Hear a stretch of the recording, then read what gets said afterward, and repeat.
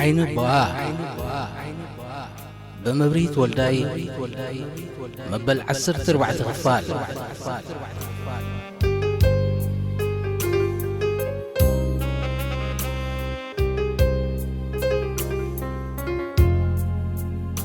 أبسال سيت سومون كم زتحبرهم ساعة شمونته أبتبوتا مسترقبو نتاسب أحلتهم مكينا نغرقبو نلعل 3 ساعات متصبايهم كغتصقلو نيروام نتا صعدا زحبرا طرحو ناي كوكا طراموز زحزت ايسوز مكينا مسرعي وادما كم مغشان تملسا ديو كم زرعي قلعه حوسهم مقوتصر سانو اتاوتيستا نتبرق سرسي تدراريبوت سنبرا كاسيتات مسألة يلوم نخلت سبات كحب ازخي البوتا اما اكلت كاسيتات رخبو اتبقول قرنعات كاسيتات زملت مسل مكينة معقوبي سبات كهلو يخيلي الكات قمت يشكر نبراء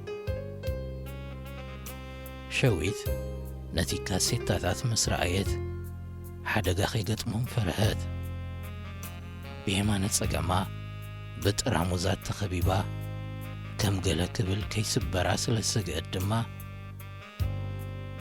إذا كاسيتات دا يودغن من قد حرب وزبوز ملو تقينس كيس قطعنا دا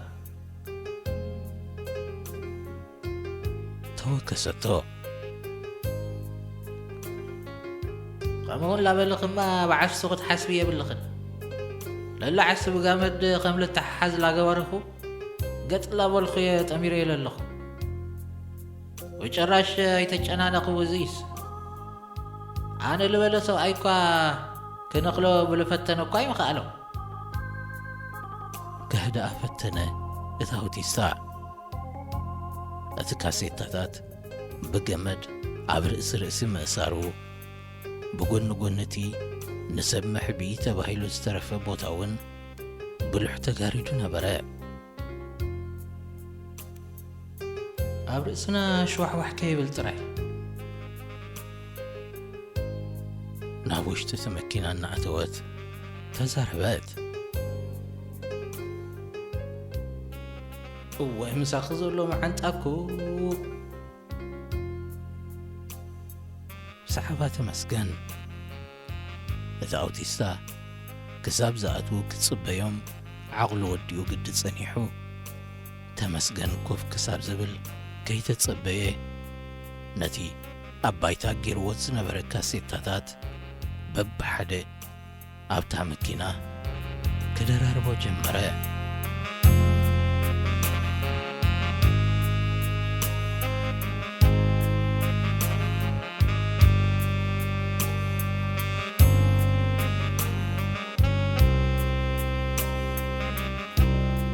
تسعينات زنبرت مكينة نعسرت دقايق مستوعزات موتر كتف تسمعت أوتيستا كاسيتات كوكا كلتف النابلة نامريت كوردو جمرة نتحنت مسمر كاسيتا مسورة دما مقاردي ناي حدا بعتي كم زغنطته نفاس فش النابلة ناوشت مكينة أتواء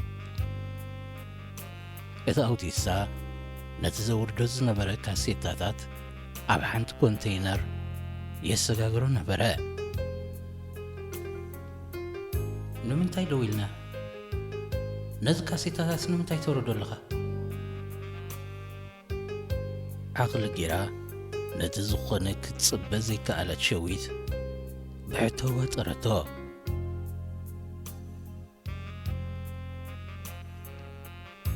لذي خاصيتات لازي لاي معسكر مخفافلي لو دزنيخ أوتيستا سرحو غي قوارت أمن لسلا سلامن تايكم ويقبر كم زنبر أنبر كاسيتات يورد كم زنبرز محباري من ليان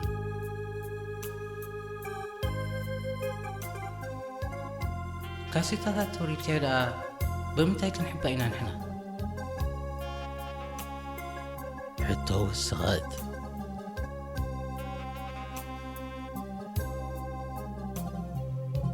መንኪና ብዓርሳ ካሴታታት ምጽዓንማ የድልይ እዚ ለትርፎ ማእኹል እዩ። ስርሑ እናቐጸለ መለሰ። እንታይ ከም ዝበለ ይተረድኣን። በቲ ካሴታታት ምኽዋል ረግኣት ፈጢሩላ ብምንባሩ ገለ ካብኡ ምዕላዩ ስልማታ ከም ዝተቐንጠጠት መርዓት ዝሕውበላ። ኣውቲስታ ህውኽን ንጡፍን ብምዃኑ ሓንሳእ ዝተዛረቦ ከይተሰምዐን ተሓሊፉ ይደግሞ ይነበረን። ኣብ ውሱን ግዜ ዝወጠኖ መደብ ክገብር ሰሪዕዎ ስለ ዝነበረውን ንዕኡን ከረድእ ግዜ ከጥፍእ ኣይደለየን። እንቃዓንቃዓ እናተንፈሰ በተን ሓጸርትን ድልዱላትን ቀላጽሙ ካሴታታት ምውራድ ቀጸለ።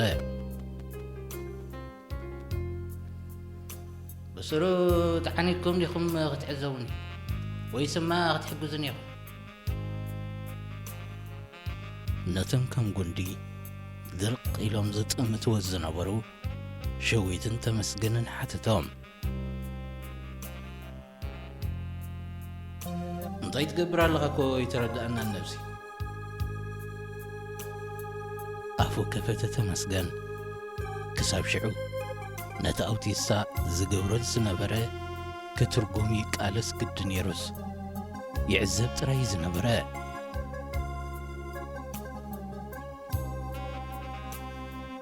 ለዚ እማ እንታይ ምርዳእ ኣድልይዎ?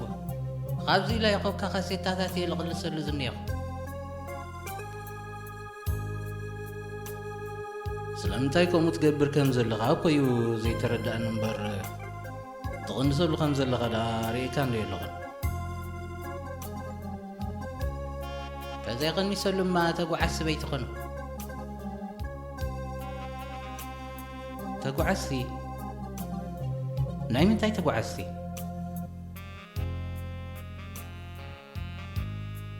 ሓተተት ሸዊት። ከማኹም ተጓዓዝቲ?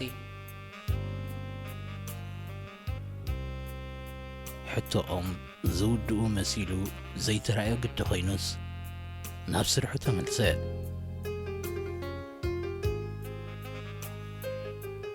ንሕና ጥራይ ኣይኮናን እቶም ተጓዓዝቲ።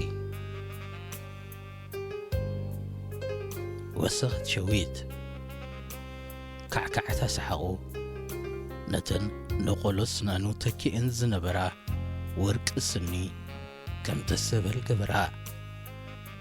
እንተ ንዕአን እንተ ነቲ ቀይድበት ተኽሰሓቑ ጽልእ ኣበለቶ።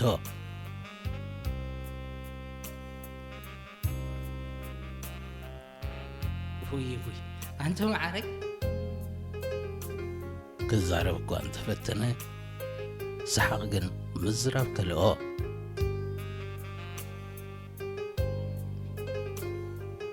ንኽልተ ሰብ ኢለ ሱዳን ልኸይድ ተኾይኖማ ብሱሩ ሃሳስ ሰብ እየ። ከምኡ ዓይነት ዓዋን ዘረባ ሰሚዑ ከም ዘይፈልጥ መመሊሱ ርእሱን የማን ጸጋም እናነቕነቐ ተዛረበ። ሸዊት ምኽንያት መስሓቒ እኳ እንተተረድኣ ማዕረ ክንድኡ ምግናኑ ግን ጽምኢ ሰሓቕ ዝነበሮ ኾይኑ ደኣ ተራእያ። እቲ ኣውቲስታ ካብ በበይኑ ክፋል ማዓስከር ማይ ዓይኒ ተጓዓዝቲ ይጽበይዎ ከም ዘለዉ ሰሓቑ ምስ ጸገበ ሓበሮም።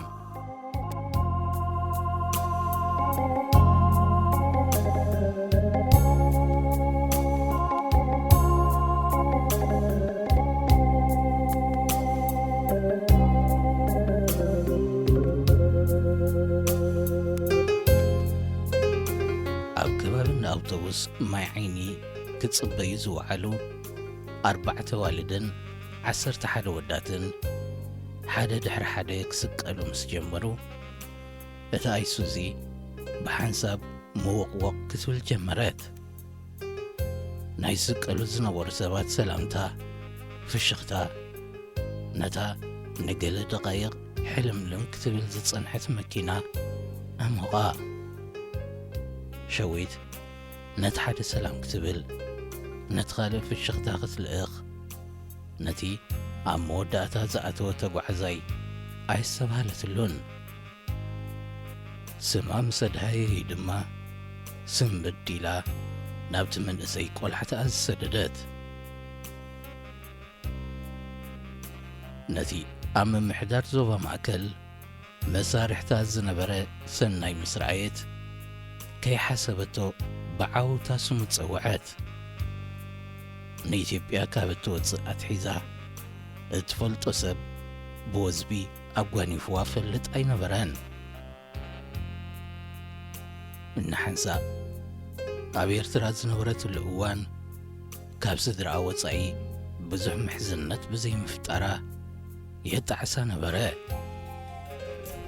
መሳድታ ኣብ ዝኸድሎ ቴንዳ ኣዕርኽቶም ደቂ ገዛውቶም ኣዝማዶም ረኺቦም ክምለሱን ከለዉ ነሳ ኣብ ናይ በይኒ ዓለም ከም ዝተፈጥረት ንውልቃ ከይዳ ንውልቃ ክትምለስን ከላ ይሕፍራ ነበረ ነፈለማ እዋን ማሕረሰብ ዝተሰርዐት መሲሉ ጣዕማ ነቲ ጥልቕ ኢሉ ዝኸይድ ምሕዝነት ዘይነበራ ሰናይ ድማ ከምዛ ትኽትንፋስ ማሕዛኣ ዝረኸበት ደጋጊማ ሰዓመቶ መኪና ሃንደበት ብምብጋስ ሰንከልክል ኣቢላ ኮፍ ከም እትብል እንተዘይትገብራውን ተቋርጽ ትመስል ኣይነበረትን ነተመስገን በቲ ዝነበረቶ ጸግዒ ቦታ ምስ ቀየረቶ ድማ ጥቓ ሰናይ ብምዃን ናብ ዲቕ ዝበለ ዕላል ኣተዉ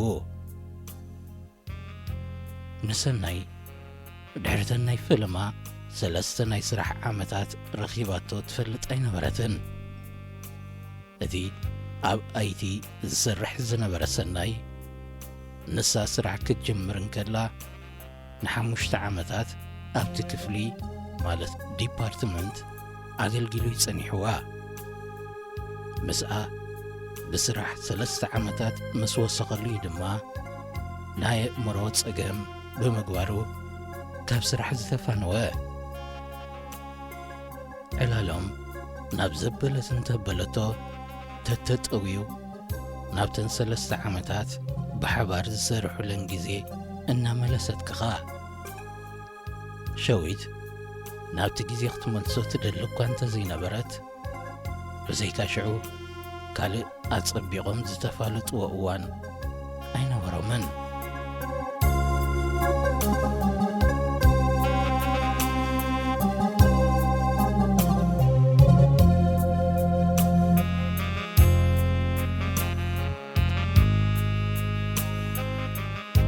መኪና ንገለ ሰዓታት ተጓዒዛ ናብቲ ብምልሻታት ዝሕሎ ኬላ ቢንቶ ተከዘ በጽሐት እቲ ኢትዮጵያ ክሳብ ዝውድእዋ ተተጠዋዊው 3 ጊዜ ዘጓነፎም ሩባ ተከዘ ንኤርትራ ኢትዮጵያን ሱዳንን የዳውብ ነበረ መንግስቲ ኢትዮጵያ ብዘይሕጋዊ መገዲ ተከዘ ክሰግር ንዝተታሕዘ ሰብ ብመቕጻዕቲ ኾነ ብሕቶታት የዋጥሮ ይነበረን በዓል ደረቕ ዕድል ኮንካ ምስ እትተሓዝ ሓንቲ መዓልቲ ኣብቲ ኣብ ተከዘ ዝርከብ ቤት ማእሰርቲ ብምሕዳር ነጽባሒቱ ናብታ ዝነበርካያ ማዓስከር ትምለስ ናብታ ዝነበርካያ መደቀሲ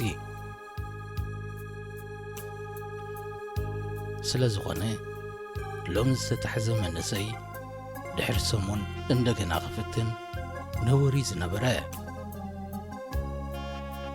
ክሳብ ዝወፅእ ሜላታት እናቐያየረ ኬላ ክሰግር ይፍትን ድሕሪ ካብ ትግራይ ብቐዳሚቲ ዝረኽብዋ ተከዘ ኬላ እኳ እንተሃለወ ንዓኣ እንተሓሊፎም ግን ቶም ወረቐት ዘይብሉ ሰብ ንኸይሕድሩ ዝተሓበሮም ሰብ ሆቴላት እንተተሓባቢሮም ኻስ ናይ ምትሓዝ ተኽእሎታት ይጽብብ ነበረ ኣውቲስታ በዓል ርቡሕ ተመክሮ ምዃኑ ካብቲ ምስቶም ምልሻ ዘካይዱ ዝነበረ ዝርርብ ከተሰዑል ከኣለት ሸዊት ብርእሲ ተኣማንነት ዘውፅኦም ዝነበረ ቓላት መኪና ጥርሑ ኮካ ራጊፋ ዝመልአ ሒዛ እትምለስ ምዃና ከይተጠራጠሩ ከም ዘሕልፍዎ ገበረ። ሸዊት ስሕት ኢላ በቲ ጸቢብ ፍቓቕ ናይቲ ተደራረበ ካሴታታት ኣዒንታ ጨንቲላ ኣበይ ከም ዝበጽሑ ንኽትፈልጥ ተቋምት እኳ እንተነበረት በዘይካ ማዓስከር ማይ ዓይኒ ኣብ ጥቓ ዝነበረ ዓድታትን ካልእ ትፈልጦ ስለ ዘይነበራ ኣብዚ በጺሐ ክትብል የጸግማ ነበረ። ኣብ ኤርትራ ዓድታት እናተዓዘበት ክትጓዓዝ ትፈቱ ስለ ዝነበረት ነቲ ናብ ጉዕዞ መገዳ ዝጸንሐኣ ዝነበራ ከተማታትን ዓድታትን ኣጽኒዓተን ነበረት። ንዕን ተዓዚባ ኣበይናይ ሰዓት ናብታ ትደልዮ ዓዲ ከም እትኣቱ ክትፈልጥ የሸግር ኣይነበረን። ሕጂ ግን ገና ከምኡ ምግባር ኣይተኻእላን። እቲ ብየማና ዝነበረ ተመስገን ካብ ዝድቅስ ድሮ 15 ደቓይቕ ኣሕሊፉ ነበረ። ናብ ጸጋማ ምስ ጠመተት ሰናይ ክዕዘባ ጸኒሑ ሃንደበት ስለ ዘርከበቶ ቅልጥፍ ኢሉ ቈላሕቲኡ ናብ ካልእ ለኣኸ።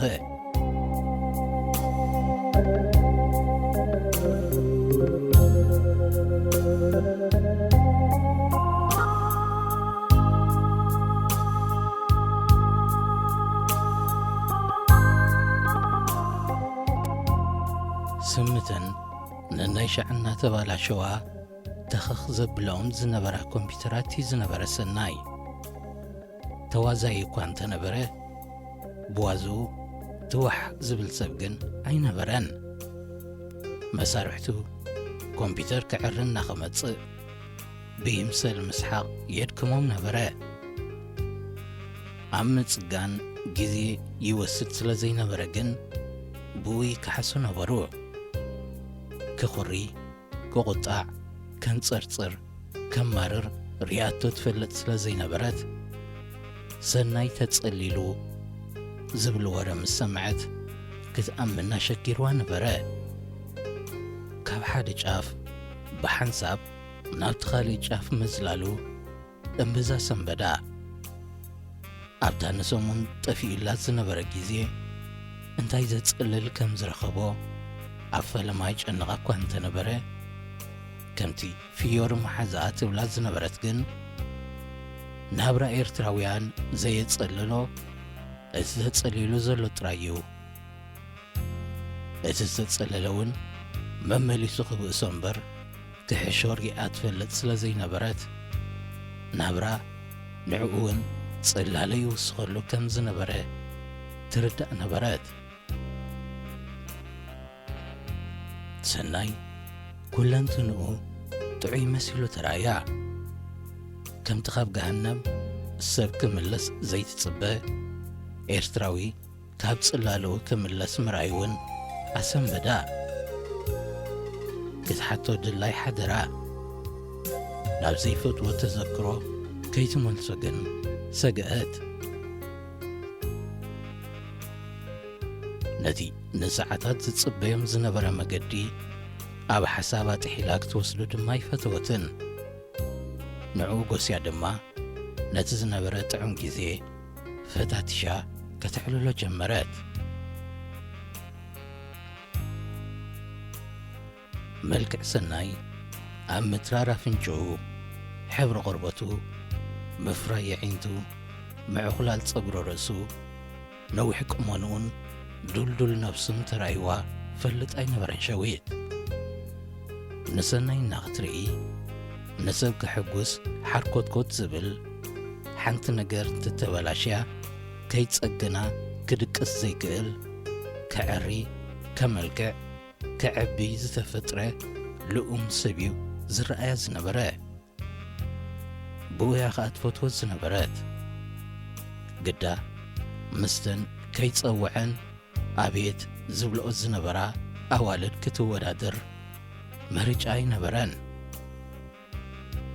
نزي تركبو كتمتأطر كتنبرون أي فتوتن هيوت حشوية كي توسخاكوا عرب ريباتا نبرت معسدا مزيكا حسابا ونسيفا حتى تتو ثلاث ورحي قبري حجدا كحسب إنا فتنا من لسلا ملسو قدي زي عقيبوس ملسو نابر بعد وارح كأيرو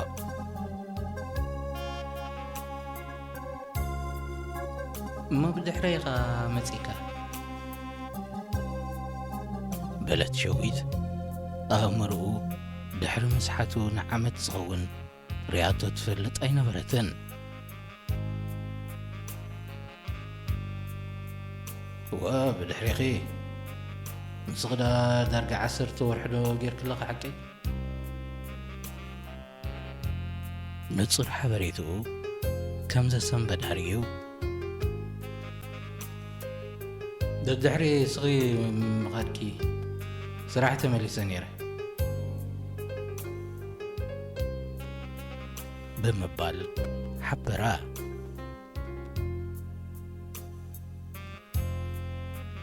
حيشو كاس تمليت كاقان صراحة باونتا وصيت تدنيقا حتى تتو كمتي زأتومبر زوص زي بلا داس حيبو قدس مريم زأتوون كقدومبر كحشو رياس لزي تفلت ناي سناي ممحياش تعنا دنقا سناي قدما مملاسو في الشيخ بلا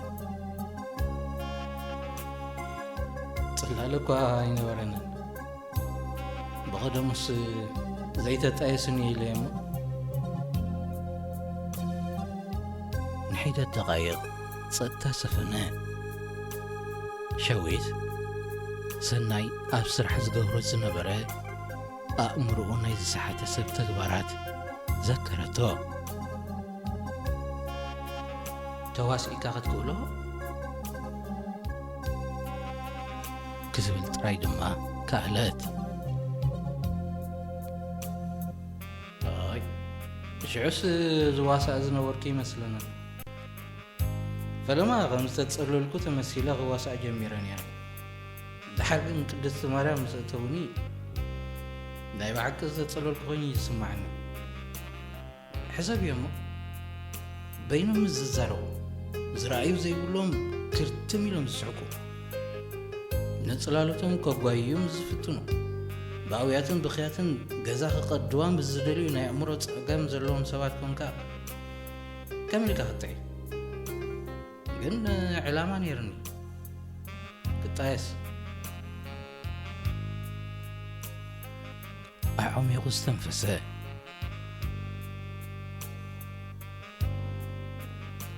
أي تعودكم كده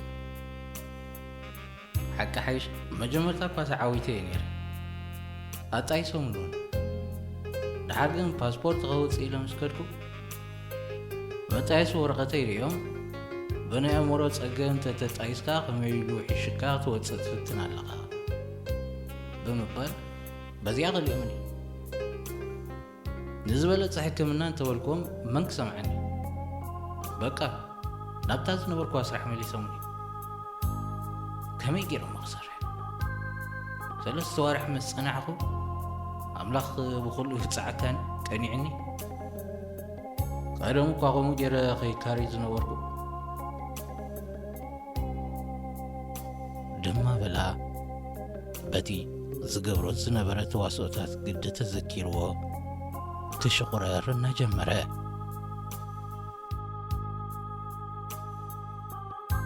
كبابي ساعة حموشتنا قامشت شرا مسوت صحو أوتيستا نبدا كحدرو لازقو الهوتيل حزوهم أتوا هوتيلات مللي ورقة سيبو لهم سبات كحدرا بحق زي فك أدلن كوان تخونه موشش اتقبل نفسي بحق قيد زكال أيكونن إذا بوك أتو جنبارا زتسلم بعالتبار ببخلته ملك اسم سابتهم بزخون مخنيات كابت كفل موصا كم زي فكد بمحبار نتاوتي ساتو غزغيزا نساون ناب كالي كفل أتوات